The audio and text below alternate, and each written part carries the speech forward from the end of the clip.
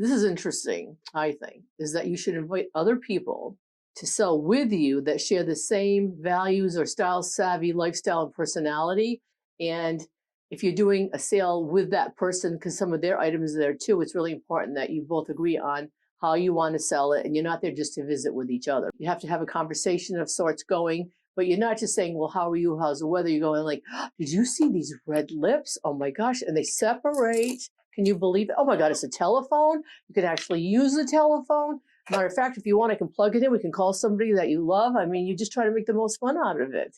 We're here to work. Yeah. And we have fun at the same time, but Yes. you are going to be put to task. Yes. And your end goal is to clean out your house. We're spring savvy sweeping. Yes.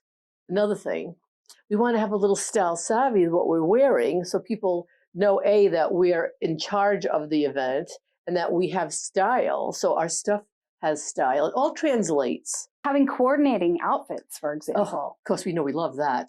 It's also helpful because then people who are showing up to the garage sale or the flea market know exactly who to go to ask for help or Right. to pay or to, Right. you know, and there's a system. Yeah. You could even do at this point with all the different t-shirt companies out there, like custom shirts. Oh, yes. You could absolutely order matching shirts. And if you plan to do this like we do Yes. on a regular basis, then it's worth having it because then you'll reuse them. Because it can't be ordinary, darling. That's fine. We know we go for the fabulous. Another thing we always have to have is food, and hydrate anybody that's there helping you, your committee, because we want to keep all of our energy up.